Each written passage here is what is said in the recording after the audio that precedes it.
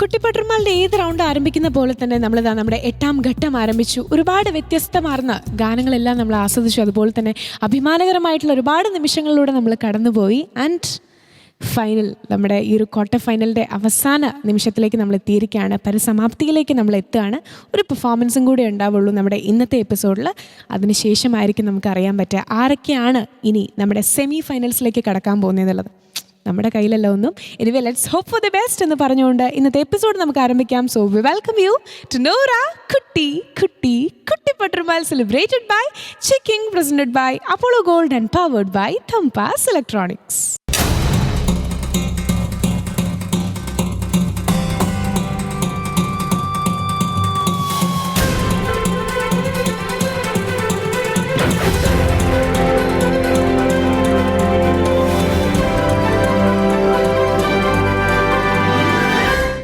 ഇന്നത്തെ എപ്പിസോഡിനൊരു പ്രത്യേകതയുണ്ട്. കാരണം നമ്മുടെ ക്വാർട്ടർ ഫൈനൽസ് ആരംഭിച്ചിട്ട് ഇന്നത്തെ നമ്മുടെ ലാസ്റ്റ് എപ്പിസോഡായിരിക്കും. ഇന്നത്തോടുകൂടി നമ്മുടെ ക്വാർട്ടർ ഫൈനൽസ് ഇവിടെ അവസാനിക്കുന്നതായിരിക്കും. വിത്ത് 1 പെർഫോമൻസ് മാത്രമേ ഇനി നമുക്ക് ബാക്കിയുള്ളൂ. അപ്പോൾ ഇന്നത്തെ എപ്പിസോഡിലെ കോമ്പറ്റീഷൻസിലേക്ക് കടക്കുന്നതിന് മുമ്പ് പ്രൈസുകളെ പറ്റി ഒന്ന് ഓർമ്മിപ്പിക്കുകയാണ്. ആദ്യം നമ്മുടെ ഫസ്റ്റ് പ്രൈസ് വിന്നറിൽ ലഭിക്കാൻ പോകുന്നത് ആൽഫോൺ ബിൽഡേഴ്സ് നൽകുന്ന 12 ലക്ഷം രൂപയുടെ സമ്മാനമാണ്. അതുപോലെ തന്നെ സെക്കൻഡ് പ്രൈസ് സുൽത്താൻ ഗോൾഡ് നൽകുന്ന 5 ലക്ഷം രൂപയുടെ സമ്മാനവും, ദെൻ തേർഡ് പ്രൈസ് സൂപ്പർനോവ നൽകുന്ന ഒരു നാനോ കാറുമാണ്. ഏതായാലും ഇന്നത്തെ എപ്പിസോഡിലേക്ക്, നമ്മുടെ ക്വാർട്ടർ ഫൈനൽസിലെ ലാസ്റ്റ് എപ്പിസോഡിലേക്ക് നമുക്ക് നമ്മുടെ ജഡ്ജസിനെ വെൽക്കം ചെയ്യാം. ആദ്യമായി റഹ്നത്ത, ഫിറോസിക്ക, സജ്ല. യെസ്, നമ്മുടെ ജഡ്ജസ് ഇവിടെ തയ്യാറായിട്ടുണ്ട്. നമ്മുടെ ഇന്നത്തെ ക്വാർട്ടർ ഫൈനലിൽ പാടാനായിട്ടുള്ള ഒരു കണ്ടസ്റ്റന്റും തയ്യാറായിട്ടുണ്ട്. പക്ഷേ ആ ഒരു കണ്ടസ്റ്റന്റിനെ നല്ലപോലെ സപ്പോർട്ട് ചെയ്യണമെങ്കിൽ നമ്മുടെ ഓർക്കസ്ട്രയെ നമുക്ക് സ്വാഗതം ചെയ്യണം. Let's welcome the entire orchestra team. അങ്ങനെ ക്വാർട്ടർ ഫൈനൽസിലെ ലാസ്റ്റ് പെർഫോമൻസ് നമ്മുടെ ഫൈസലാണ്. ഫൈസൽ ഒരു ഗസൽ പാടാനായിട്ടാണ് ഗസൽ റൗണ്ടിൽ എത്താൻ പോകുന്നത്. സ്വാഗതം ചെയ്യാം ഫൈസൽ.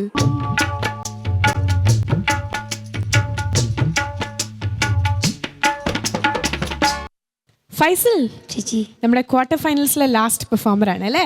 ഗസൽ പാടാനായിട്ടാണ് വന്നിട്ടുള്ളത്. ഇങ്ങനെയാണ് ഗസൽ പാടാൻ ഇഷ്ടമാണോ? ഗസൽ പാടിയിട്ടുണ്ടോ ഇതിനു മുമ്പ്? പാടിയിട്ടില്ല, ആദ്യമായിട്ടാ പാടാൻ പോണേ. ഏത് പാട്ടാ പാടുന്നേ?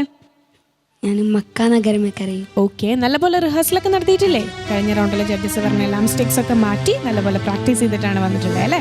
നല്ലപോലെ പാടും. All the best.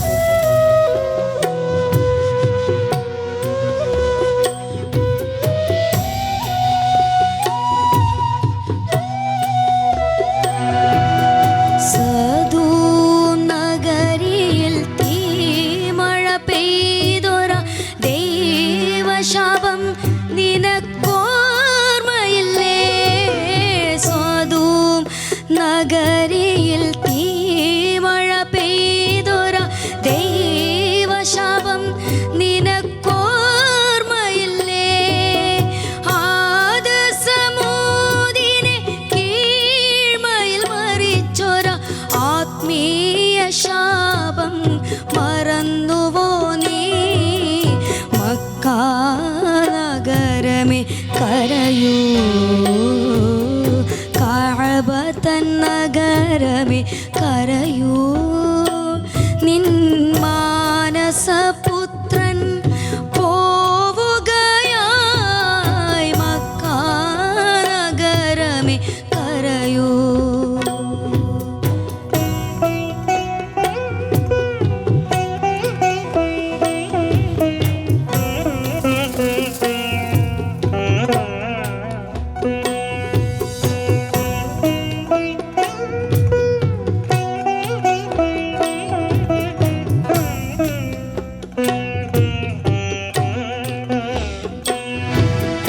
തൗഹീദിൻ സാന്ത്വന ഗീതം പാടിയ റബ്ബിൻ്റെ ദൂതനെ നീ വെടിഞ്ഞോ? തൗഹീദിൻ സാന്ത്വന ഗീതം പാടിയ റബ്ബിൻ്റെ ദൂതനെ നീ വെടിഞ്ഞോ? മാനവ സ്നേഹം വിളംബരം ചെയ്തൊര ആത്മീയ ഗുരുവിനെ നീ വെടിഞ്ഞോ? മക്കാ നഗരമേ കരയൂ, കഅബ തൻ നഗരമേ കരയൂ. നിൻ മാനസപുത്രൻ പോവുകയായി, മക്കാ നഗരമേ കരയൂ.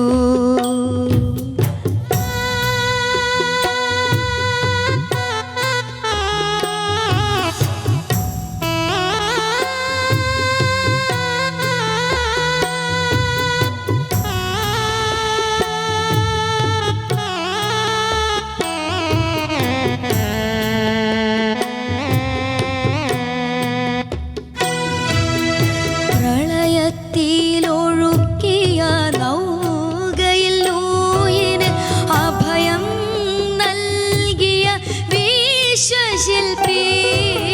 പ്രളയത്തിൽ ഒഴുക്കിയ നൗകയിൽ നൂഹിന് അഭയം നൽകിയ വിശ്വശില്പി.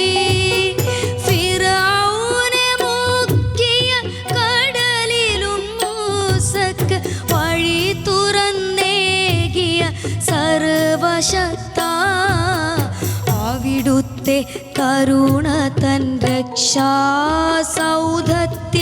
അല്ലമീനായവർ കിടമില്ലേ?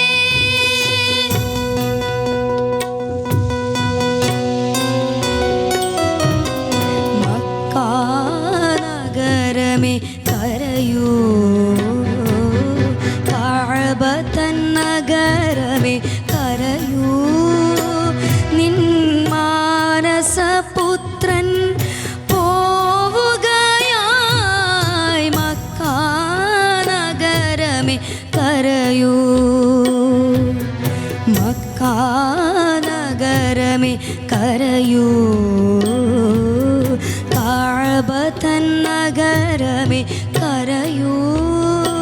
നിൻ മാനസപുത്രൻ പോവുകയായി,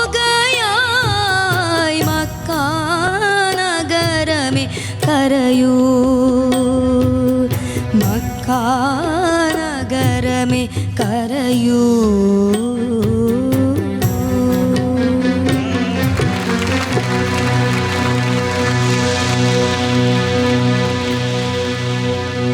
ഫൈസൽ ചേച്ചി വളരെ വളരെ സിൻസിയറായിട്ട് പാടിയെന്ന് തോന്നി കേട്ടോ.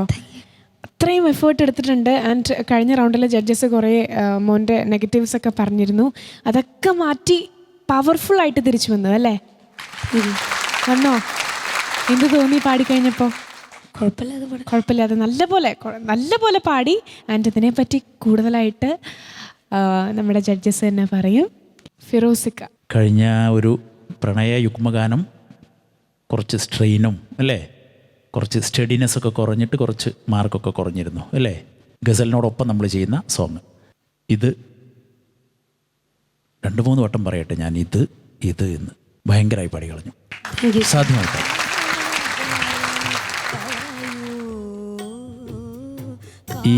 ഈ രാഗത്തിലൊരു ഗസൽ തന്നെ ഞാൻ വീണ്ടും പറയുന്നത്, നമ്മളതിനെ ഗസൽ ഫോർമാറ്റിലേക്ക് പൂർണ്ണമായി മാറ്റി മോൻ പാടിയത് വെച്ച് നോക്കുമ്പോൾ ഇതൊരു ഗസൽ തന്നെയാണ് ഈ പാട്ട്. മോനത് ഉൾക്കൊണ്ട് പാടി. പിന്നെ ഒരു സംഗീതം എന്ന് പറയുന്നത്, ഒരു പാട്ടെന്ന് പറയുന്നത് ഒരു ക്രിയേറ്ററുടെ പവറാണ് അല്ലേ. ഒരു വരി കിട്ടിക്കഴിഞ്ഞാൽ ഒരു സംഗീത സംവിധായകൻ ആ വരികളുടെ ആഴം മനസ്സിലാക്കി, ഡെപ്ത് മനസ്സിലാക്കി ഒരു രാഗം കണ്ടുപിടിച്ച് അതിന് ഈണം കൊടുക്കുകയാണ്. അവിടെ ഒരു സംഗീതം സൃഷ്ടിക്കപ്പെടുകയാണ് ഒരു പാട്ട് അല്ലേ. അത് നമ്മളെ അട്രാക്റ്റ് ചെയ്യാന്ന് പറയുമ്പോൾ ആ വരികൾക്ക് ചേരുന്ന ഈണം, ഈണത്തിന് ചേരുന്ന ആലാപനം, അവിടെയാണ് ഒരു പാട്ട് നമ്മളെ ആകർഷിക്കുക. അപ്പോൾ ജമാൽ കൊച്ചങ്ങാടി എന്ന പ്രശസ്തനായ എഴുത്തുകാരൻ്റെ വരികൾക്ക് നമ്മുടെ ഒക്കെ കൂട്ടുകാരൻ പ്രിയപ്പെട്ട ഗായകൻ അഫ്സലിൻ്റെ ഫാദർ ഇസ്മയിൽ ക ട്യൂണ് കൊടുത്ത പാട്ടാണിത്. മനസ്സിലായില്ലേ? പ്രേക്ഷകർ അറിയേണ്ട ഒരു കാര്യമാണ്. പലർക്കും ഈ പാട്ട് അത്ര സുപരിചിതമായിരിക്കില്ല. കുറേ ആളുകൾ പാടിയിട്ടുണ്ട്, റേഡിയോ സ്റ്റേഷന് വേണ്ടി പലരും പാടിയിട്ടുണ്ട് ഈ പാട്ടെന്നാണ് എനിക്കറിയാൻ കഴിഞ്ഞത്. അതിഗംഭീരമായിട്ട് പാടി. പിന്നെ ചില സ്ഥലങ്ങളിൽ ഫൈസൽ കൊണ്ടുവരാൻ ശ്രമിക്കുന്ന പ്ലാനുകൾ കുറേ അല്ല ചെയ്യുന്നത്, കുറച്ച് കൂടി പോകുന്നുണ്ട്. അപ്പോൾ മോന് പ്ലാനിൽ നിന്നും കൂടി ഒന്ന് പുറത്ത്, അത് അധികമാണ് വരുന്നത്, അതൊന്ന് കൺട്രോൾ ചെയ്യാം കേട്ടോ. പിന്നെ അത്ര സ്ട്രെസ് ചെയ്ത് കഴബ എന്ന് പറയണ്ട, കഴബ മതി. അത് വല്ലാതെ സ്ട്രെസ്സിങ് വരുന്നു എല്ലാ സ്ഥലത്തും, അത്ര സ്ട്രെസ് ചെയ്യേണ്ട കഴബ. അത് ആ പാട്ടിൻ്റെ ഗുണത്തിനാണ് ഞാൻ പറഞ്ഞിരുന്നത്. പിന്നെ അവസാനത്തൊരു സ്ട്രക്ചറില്ലേ എൻ്റെ, അവിടുത്തെ തിരുമുമ്പിൽ അല്ലമീനായവനിടമില്ലേ. അത് വല്ലാത്തൊരു ഭാഗമാണ്. അതിങ്ങനെ ക്രോമാറ്റിക് ഓർഡറാണ് ആ സ്വരങ്ങൾ. അതൊക്കെ മനോഹരമായിട്ട് പാടി. അവിടെയൊക്കെ ഞങ്ങൾ എന്തോ ആയിപ്പോയി. പ്രേക്ഷകർ, നമ്മുടെ കുടുംബാംഗങ്ങൾ ഇത്ര ഭയങ്കരമായിട്ട് കൈയടിച്ചത് എന്താണെന്ന് അറിയും മോന്, അവരൊക്കെ എന്തോ ആയിരിക്കുകയാണ്. ആ പാട്ടിൻ്റെ ഒരു ഘടന എങ്ങനെയാണ്, മനോഹരമായിട്ട് പാടിയേട്ടോ. Best of luck. Thank you ഫിറോസിക്ക. സജല? ഫൈസൽ, ഭയങ്കര ടച്ചിങ് ആയിട്ടുള്ളൊരു സോങ്, ഭയങ്കര ടച്ചിങ് ആയിട്ടുള്ള സിംഗിങ്ങിന് ആ ഒരു പാട്ടിനെ പറ്റിയ ഡ്രസ്സിങ് ഒക്കെ കൂടെ നന്നായിട്ടുണ്ട്. ടോട്ടലി നോക്കുമ്പോൾ നന്നായിട്ടുണ്ട്. മോൻ്റെ എനിക്ക് ചെറിയ ചെറിയ കുഴപ്പങ്ങളെ തോന്നിയിട്ടുണ്ടായിരുന്നുള്ളൂ. മക്ക നഗരമേ, അവിടെ ഫസ്റ്റിൽ മോനെ ബ്രീത്ത് കട്ടായിപ്പോയി അല്ലേ. അത് കുറച്ച് ബുദ്ധിമുട്ടാണ് മോനെ പാടാൻ. കാരണം പാടി അവിടം വരെ എത്തുകയെന്ന് വെച്ചാൽ ഒരു അതിൻ്റെ ഇടയിൽ പ്ലാൻസ് വരുന്നുണ്ട്.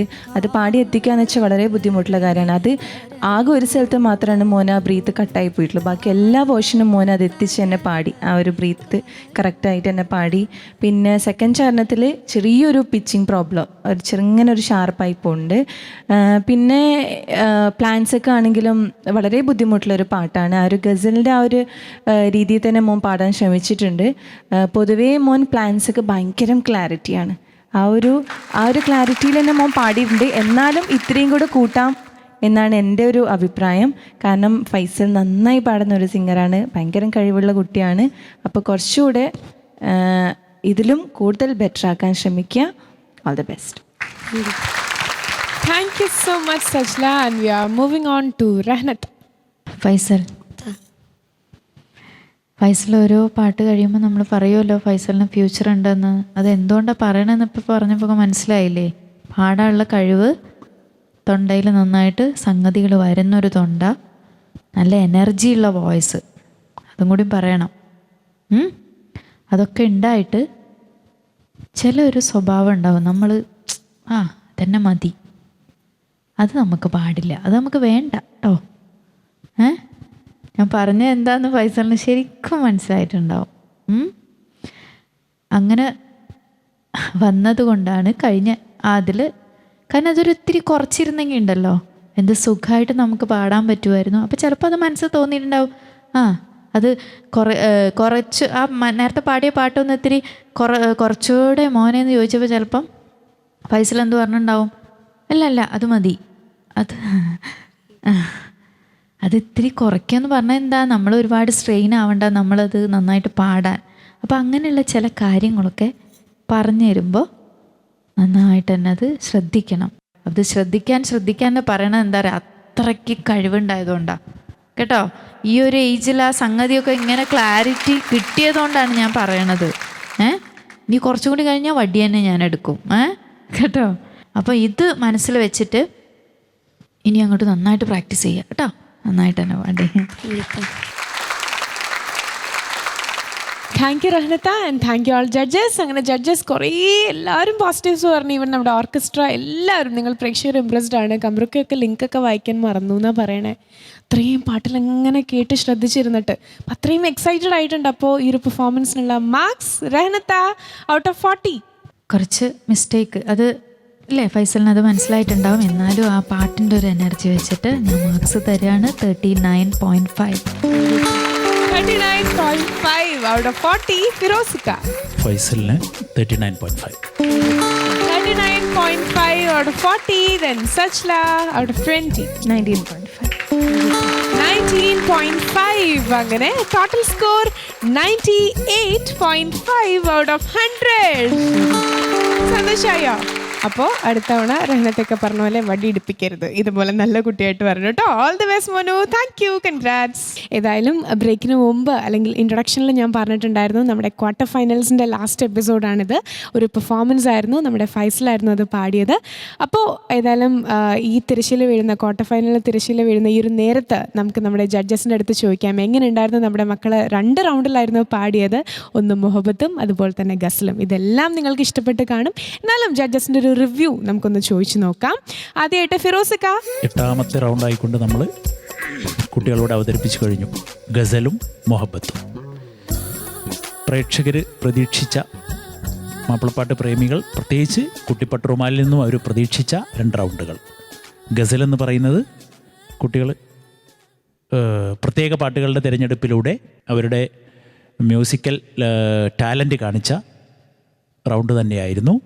എല്ലാ പാട്ടുകളും, ഓരോ പാട്ടുകളും ഞങ്ങളെയും കേൾവിക്കാരെയും കിടുക്കിക്കളഞ്ഞു എന്നുള്ളതിന് എനിക്ക് തോന്നുന്നത്. ഞങ്ങൾ ശരിക്കും ഞെട്ടിയിരിക്കുകയാണ്. അരുവികളൊഴുകുന്ന നാട്, അതിലഴകേഴുമലങ്കാര വീട്, ആമോദം കളിയാടും മേട്, അത്ഭുതം അത്ഭുതം അവിടെയുണ്ടൊരു പാട്, അത്ഭുതം അവിടെയുണ്ടൊരു പാട്, അത്ഭുതം അവിടെയുണ്ടൊരു പാട്. അല്ലാഹു അക്ബർ, അല്ലാഹു അക്ബർ, അല്ലാഹു അക്ബർ, വലില്ലാഹിൽ ഹംദ്. അരുവികളൊഴുകുന്ന നാട്, അതിലഴകേഴുമലങ്കാര വീട്. ഗസൽ സിംഗിങ് എല്ലാ പാട്ടുകളും എന്തൊക്കെയാണ് ഇവരുടെ തൊണ്ടയിൽ നിന്ന് വ്യത്യസ്ത രാഗങ്ങളിലാണ് ആ പാട്ടുകളെല്ലാം കേട്ടു എന്നുള്ളതാണ് വ്യക്തിപരമായിട്ട് എനിക്ക് തോന്നിയ ഏറ്റവും വലിയ സന്തോഷം. ഗസലിൻ്റെ അടിസ്ഥാനവും അതാണ്. അപ്പോൾ അങ്ങനെ ആ ഒരു റൗണ്ട് മനോഹരമാക്കാൻ കഴിഞ്ഞു. പിന്നെ പെയർ ചേർന്നുകൊണ്ട് കുട്ടികൾ 2 പേരായിക്കൊണ്ട് മൊഹബത്ത്, അത് ഗസലുമായി വളരെ റിലേറ്റഡ് ആയ റൗണ്ടും അതിലെടുത്ത പാട്ടുകളും അതിമനോഹരമായിട്ട് തന്നെ കുട്ടികൾ അവരുടെ ഗസൽ പ്രകടനത്തിൻ്റെ വേറൊരു തലമായിരുന്നു അത്, ആ പ്രകടനം.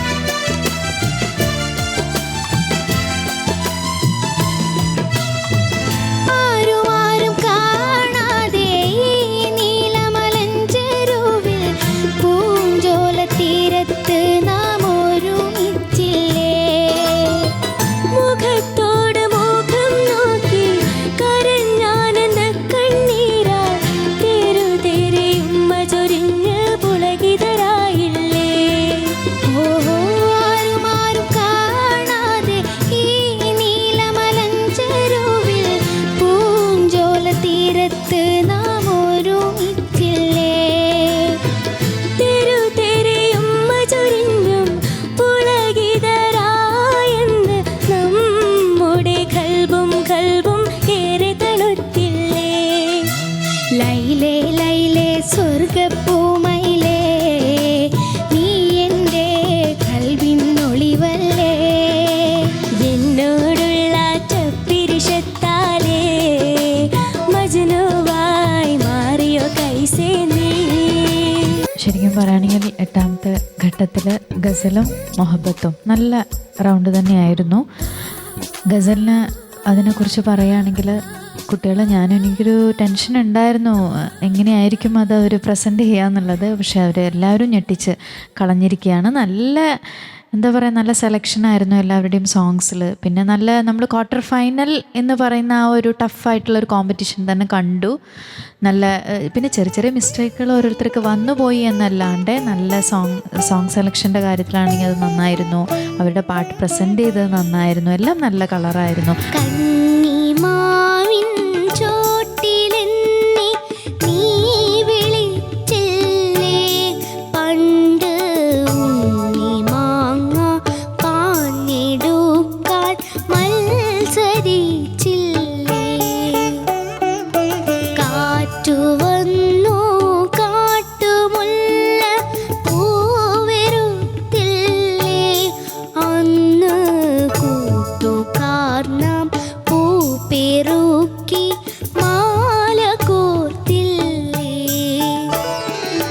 കന്നിമാവിൻ ചോട്ടിലെന്നെ നീ വിളിച്ചില്ലേ, പണ്ട് ഉണ്ണിമാങ്ങ പാഞ്ഞെടുക്കാൻ മത്സരിച്ചില്ലേ.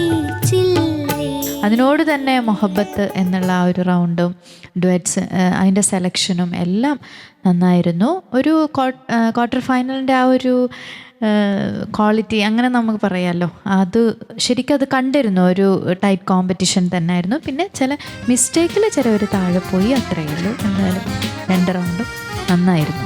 നിനക്കായി തീർക്കും ഞാൻ കൊട്ടാരം, നിനക്കായി തീർക്കും ഞാൻ സിംഹാസനം, നിനക്കായി തീർക്കും ഞാൻ കൊട്ടാരം, നിനക്കായി തീർക്കും ഞാൻ സിംഹാസനം, കൊതി തിരുവോളം അന്നു ഞാൻ എൻ്റെ കൊതി തിരുവോളം അന്നു ഞാൻ എൻ്റെ കൽബിലെ മോഹങ്ങൾ തീർത്തിടും, കൽബിലെ മോഹങ്ങൾ തീർത്തിടും.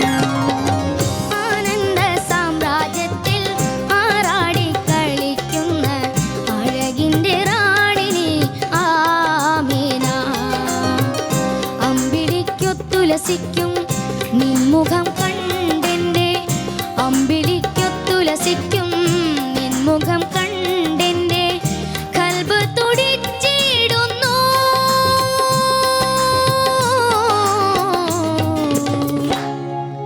കൽബ് തുടിച്ചിടുന്നു.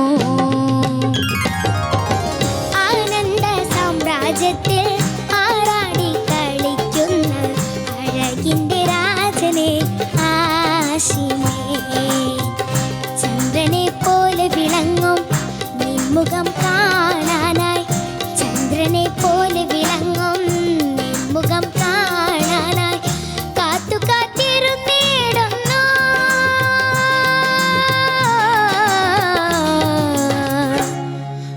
കാത്തു കാത്തിരുന്നിടുന്നു. ആനന്ദ സാമ്രാജ്യത്തിൽ ആറാടി കളിക്കുന്ന അഴകിൻ്റെ റാണിനി ആമീന, ആനന്ദ സാമ്രാജ്യത്തിൽ ആറാടി കളിക്കുന്ന അഴകിൻ്റെ രാജനെ ആശിമേ, അഴകിൻ്റെ റാണിനി ആമീന, അഴകിൻ്റെ രാജനെ ആശിമേ, അഴകിൻ്റെ റാണിനി ആമീന, അഴകിൻ്റെ രാജനെ ആശിമേ. ക്വാർട്ടർ ഫൈനലിൽ നല്ല ടഫായിട്ടുള്ള ഒരു റൗണ്ട് അവർക്ക് കിട്ടി, ഗസൽ റൗണ്ട്, പിന്നെ മൊഹബത്ത് റൗണ്ടും. ഗസൽ റൗണ്ടിൽ കുട്ടിക്ക് ഒരു ന്യൂ എക്സ്പീരിയൻസ് തന്നെയായിരിക്കും. ഇതുവരെ പാടിയിട്ടില്ല എന്ന് പറഞ്ഞു നമ്മളുടെ കുട്ടികളൊക്കെ. അപ്പോൾ അവർക്കൊരു പാടാനുള്ളൊരു അവസരവും ആ ഒരു എക്സ്പീരിയൻസ് ഒക്കെ അവർക്ക് കിട്ടി. അതുപോലെ തന്നെ ഞങ്ങൾക്കും നല്ലൊരു എക്സ്പീരിയൻസ് ആയിരുന്നു. നമ്മളുടെ കുട്ടികളിലൂടെ ഗസൽ കേൾക്കാന്ന് വെച്ചാൽ അതൊരു വേറൊരു അതെ ഒരു സുഖം തന്നെയാണ്. അത് ഞങ്ങൾക്കും കിട്ടി. പിന്നെ കുട്ടികളുടെ പ്രായത്തിനനുസരിച്ചിട്ടുള്ള ഗസൽസ് തന്നെയാണ് വന്നിട്ട് അവരിവിടെ പ്രസൻറ്റ് ചെയ്തതും. നന്നായിട്ട് തന്നെ ഒരുവിധം നന്നായിട്ട് തന്നെ എല്ലാവരും ഗസൽ റൗണ്ടിൽ പാടി. സാഗരതീരം തിരയോടോതും അതുല്യമാമൊരു നാദം സായാഹ്നത്തിൻ പറവകളെന്നും പാടും ഹംദിൻ മന്ത്രം പുഞ്ചിരി തൂകും പൂവുകളെല്ലാം മൊഴിഞ്ഞു നിൽക്കും ഗീതം പൂന്തേനുകരാൻ മധുപനുമെം നേരും ശുക്രിൻ നാദം സാഗരതീരം.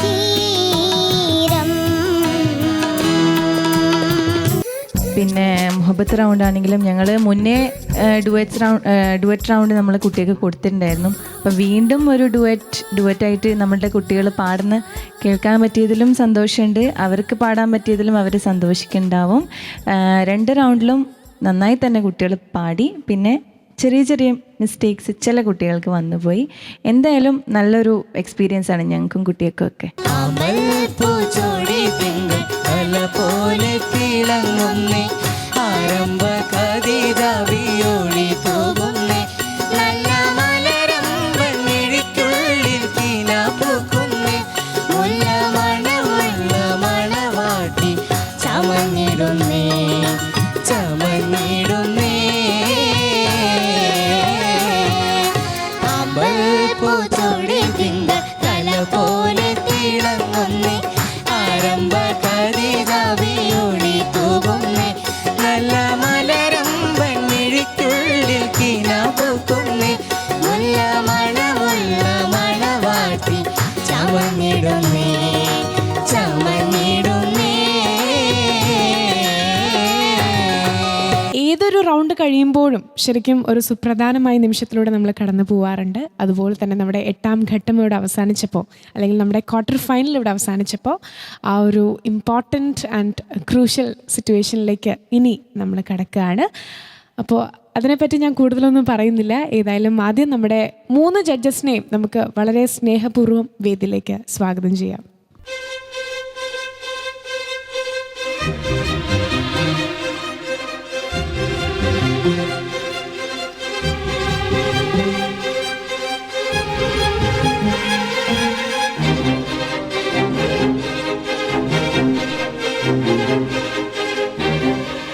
ഏതൊരു റൗണ്ട് കഴിയുമ്പോഴും ഒരു നിർണായകമായ ഘട്ടത്തിലൂടെ നമ്മൾ കടന്നു പോവാറുണ്ട്.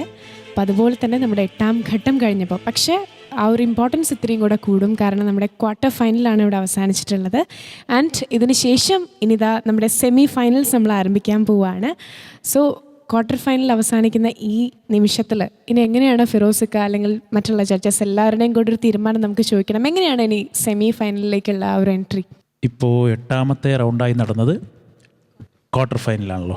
ക്വാർട്ടർ ഫൈനലിൻ്റെ മുൻപ് നമ്മൾ 7th റൗണ്ടിലെ ഷൂട്ടോട് കൂടി എലിമിനേഷൻ എന്നൊരു പ്രോസസ്സ് നമ്മൾ നിർത്തി. ഇനി അങ്ങനെ ഒരു പ്രോസസ്സില്ല, എലിമിനേഷൻ എന്നൊരു പ്രോസസ്സില്ല. കാരണം ക്വാർട്ടർ ഫൈനലിൽ എത്തിയ എല്ലാ കുട്ടികളും ശരിക്കും ഫൈനലിസ്റ്റുകളായതിൻ്റെ ഫലം കാണിച്ച കുട്ടികളാണ്, കഴിവ് കാണിച്ച കുട്ടികൾ, അതിൻ്റെ കഴിവ് കാണിച്ച കുട്ടികളാണ്. അപ്പം നമ്മൾ ഇനി ഒരു തെരഞ്ഞെടുപ്പ് മാത്രമേ നടത്തുന്നുള്ളൂ. ഈ കുട്ടികളിൽ നിന്നൊരു തെരഞ്ഞെടുപ്പ്, അതിനെ നമ്മൾ ഒരിക്കലും എലിമിനേഷൻ എന്നൊരു വാക്ക് കൊടുത്ത് വിളിക്കുന്നില്ല. കാരണം അവർ നമ്മളോടൊപ്പം തന്നെയുണ്ട്. കുറഞ്ഞ എപ്പിസോഡുകളോട് കൂടി നമ്മൾ ഫൈനലിലേക്ക് സെമി ഫൈനൽ വഴി കടന്നു പോവുകയാണ്. പക്ഷേ നമുക്ക് സെമി ഫൈനലിൽ നിന്ന് ക്വാർട്ടർ ഫൈനലിൽ നിന്ന് ഇനി സെമി ഫൈനലിലേക്ക് കടന്നു പോകുന്ന കുട്ടികൾക്ക് അവർക്ക് കൊടുക്കേണ്ട സീറ്റുകളുടെ എണ്ണം പരിമിതമാണ്, അവർക്കുള്ള അവസരങ്ങളുടെ എണ്ണം പരിമിതമായതുകൊണ്ട് എന്തോ ഒരു പ്രോസസ്സിനെ നമ്മൾ ഫേസ് ചെയ്യണം. അപ്പോൾ അതിൻ്റെ മുമ്പ് നമുക്ക് നമ്മുടെ ഇപ്പോൾ പാടിയ എല്ലാ കുട്ടികളെയും, നമ്മുടെ എല്ലാ മണിമുത്തുകളെയും വേദിയിലേക്ക് വിളിക്കാം.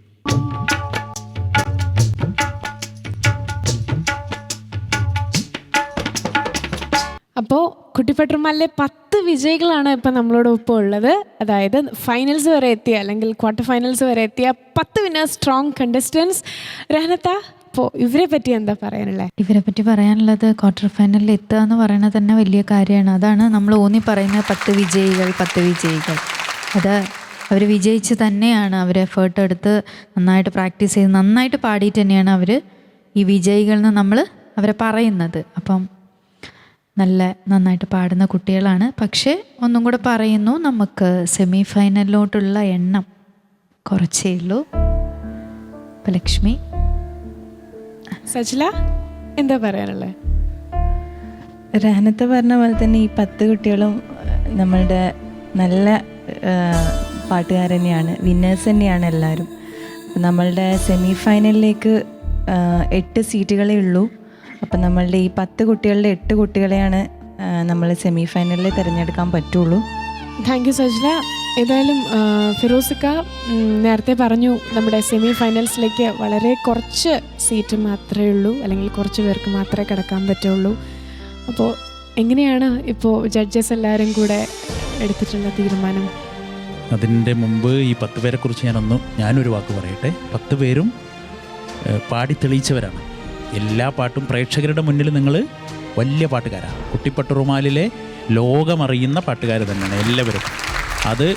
അതല്ലാത്തൊരു ഘട്ടം എന്നൊക്കെ പറയുന്നത് വളരെ മുൻപുള്ള, വളരെ തുടക്കത്തിലൊക്കെ നമ്മൾ ഷോയിൽ നിന്ന് എലിമിനേറ്റ് ആയി പോയ കുട്ടികളെ സംബന്ധിച്ച് അവർ കുറഞ്ഞ എപ്പിസോഡിൽ ഇവരൊക്കെ താരങ്ങൾ തന്നെയാണ്. 10 പേരും താരങ്ങളാണ് അല്ലേ? ഇവിടെയൊക്കെ പോയി വന്ന കുട്ടികളാണ്. എവിടെയെല്ലാം കറങ്ങി, ആരുടെ കൂടെയൊക്കെ പാടി. കുട്ടിപ്പട്ടുറുമാലിൻ്റെ പേരിൽ ഞങ്ങളൊക്കെ പോകുന്ന സ്ഥലത്ത് നിന്ന് നിങ്ങളെ അറിയിക്കുന്ന കോംപ്ലിമെൻറ്റുകൾ അതിന് കയ്യും കണക്കുമില്ല. 1000 കോംപ്ലിമെൻറ്റ് പ്രേക്ഷകരെ അറിയിക്കുമ്പോൾ 10 എണ്ണമാണ് ഞങ്ങൾ നിങ്ങളെയൊക്കെ അറിയിക്കുന്നത്, ഇവിടെ വെച്ചൊക്കെ പറയുന്നത്.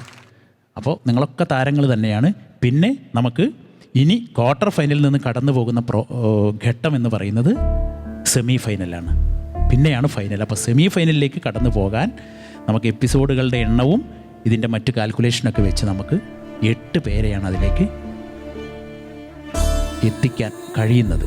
അപ്പോൾ ആ 8 പേര് ആര് എന്നാണ് നമ്മൾ നോക്കേണ്ടത്.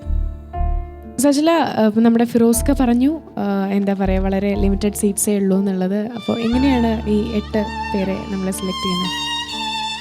അത് നമുക്ക് എല്ലാവർക്കും അറിയുന്ന കാര്യമാണ്. നമ്മളുടെ 10 കുട്ടികളിൽ നമ്മുടെ മാർക്കിൻ്റെ അടിസ്ഥാനത്തിൽ 8 കുട്ടികളാണ് സെലക്ട് ചെയ്യാൻ പോകുന്നത്.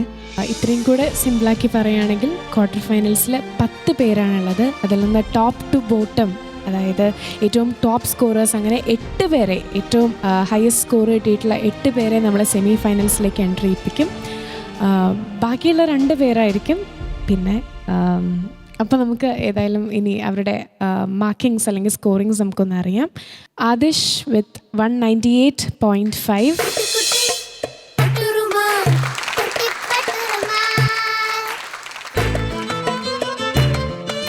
മെഹ്റിൻ വിത്ത് 197,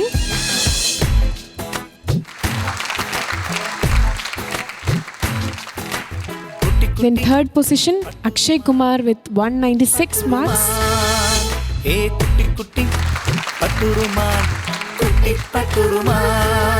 ഫോർത്ത് പൊസിഷനിൽ എത്തിയിട്ടുള്ളത് 195.5 മാർക്സുമായിട്ട് നമ്മുടെ പുണ്യാണ്.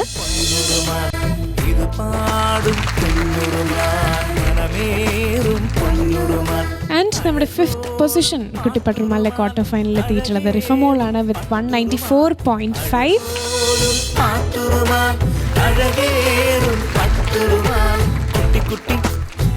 ദെൻ കുട്ടിപ്പട്ടുറുമാലിലെ ക്വാർട്ടർ ഫൈനൽസിൽ 6ാം സ്ഥാനം നേടിയിട്ടുള്ളത് ഫൈസലാണ് വിത്ത് 193 മാർക്സ്.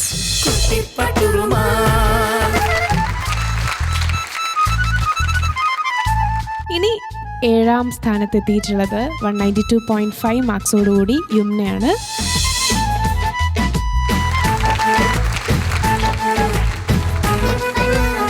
ആൻഡ് ഫൈനലി നമ്മുടെ ക്വാർട്ടർ ഫൈനൽസിൽ 8th പൊസിഷൻ എത്തിയിട്ടുള്ളത് മിഷാലാണ് വിത്ത് 192.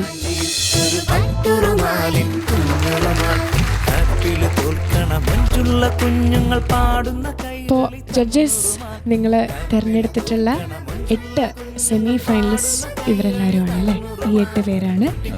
അപ്പോൾ ഇവരെ നമുക്കെന്നാ ഇവരെ ഇനി അടുത്ത കടന്നുപോക്കിലേക്ക് തയ്യാറെടുക്കുക.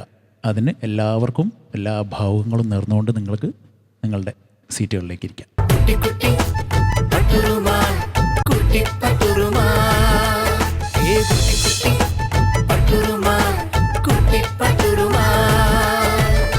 നിങ്ങളെല്ലാവരും കണ്ടു കഴിഞ്ഞു. നമ്മുടെ 8 സെമി ഫൈനലിസ്റ്റുകളെ നമ്മൾ സെലക്ട് ചെയ്തു. ആൻഡ് രാഹുൽ ആൻഡ് ശ്രീലക്ഷ്മി, നമ്മുടെ ഫിറോസ്കയും അതുപോലെ തന്നെ ജഡ്ജസ് എല്ലാവരും പറഞ്ഞില്ലേ നമ്മൾ ആരെയും എലിമിനേറ്റ് ചെയ്തിട്ടില്ല. സെമി ഫൈനലിൽ നിങ്ങളുണ്ടായിരിക്കും, അതുപോലെ തന്നെ ഫിനാലയിൽ നിങ്ങളുണ്ടായിരിക്കും. ഓൾക്കും എന്താ പറയാനുള്ളേ? ഇവിടെ വരെ എത്തിയതിന് എനിക്ക് നല്ല സന്തോഷമുണ്ട്.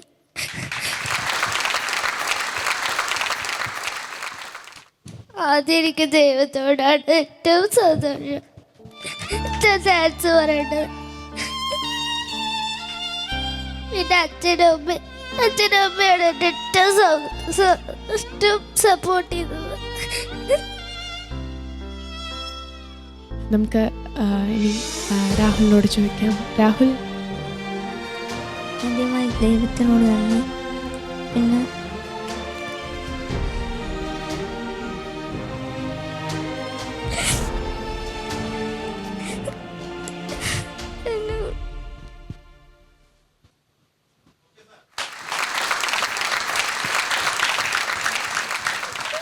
ഞാൻ എപ്പോഴും പറയാറുണ്ട്, ഞാൻ ഈ ഒരു പ്രോസസ്സ് നിങ്ങളെങ്ങനെ പറയേണ്ടത് എന്നറിയാതെ ഞാൻ വല്ലാതെ വാക്കുകൾക്ക് മുട്ടുന്ന, എനിക്കൊന്നും പറയാൻ കഴിയില്ല. എന്നാലും ഞാൻ പറയാം, നിങ്ങൾ ഇപ്പോൾ നമ്മൾ കഴിയുന്നു, ഫൈനലിലടുത്തു അല്ലേ, ഫൈനലിലേക്ക് എത്തി. നിങ്ങൾ ഇനി സെമി ഫൈനലിൽ നിങ്ങൾ സാധാരണ ഷൂട്ടിന് വരുന്ന പോലെ ഇവിടെ വരും.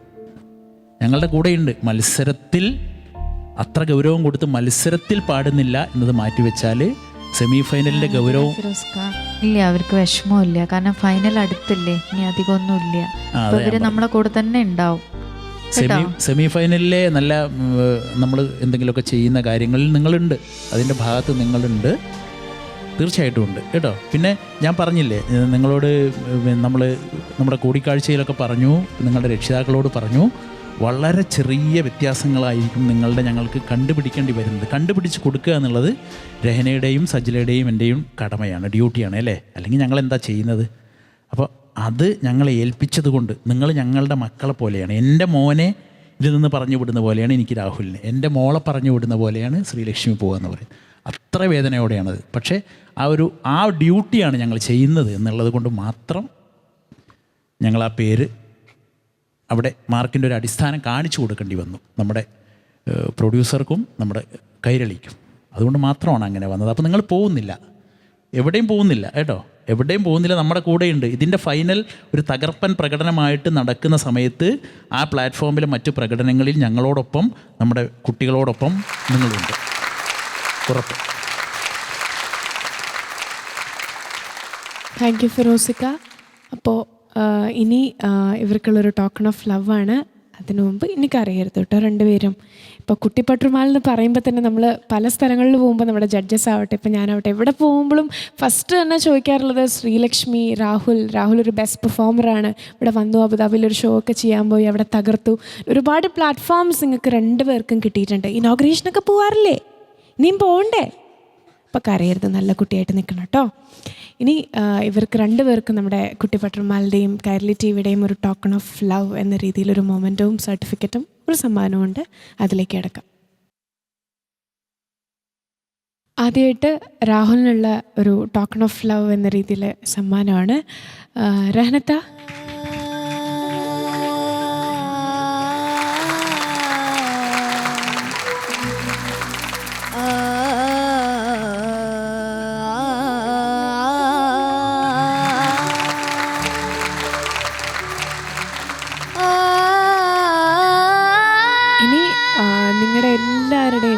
ഫേവറേറ്റ് ആയിട്ടുള്ള, നമുക്ക് എല്ലാവർക്കും അറിയാം, നിങ്ങളുടെ എല്ലാവരുടെയും ഫേവറേറ്റ് ആയിട്ടുള്ള കണ്ടസ്റ്റൻറ്റ് ശ്രീലക്ഷ്മിക്കുള്ള സമ്മാനമാണ്. ആദ്യമായിട്ട് സജില, സർട്ടിഫിക്കറ്റ് പ്ലീസ്.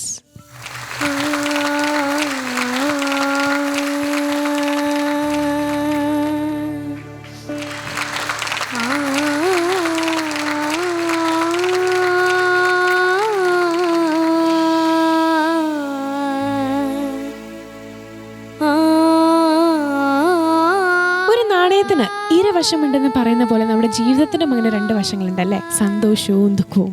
പക്ഷെ നമ്മുടെ കുട്ടി പട്ടുമാല അത് ചെറുതായിട്ടൊന്ന് മാറ്റി പറയാൻ ആഗ്രഹിക്കുന്നുണ്ട്. അതായത് ഒരു നാണയം എന്നല്ല, ശരിക്കും ഒരു റിയാലിറ്റി ഷോനും രണ്ട് വശം തന്നെയുണ്ട്, സന്തോഷവും ദുഃഖവും.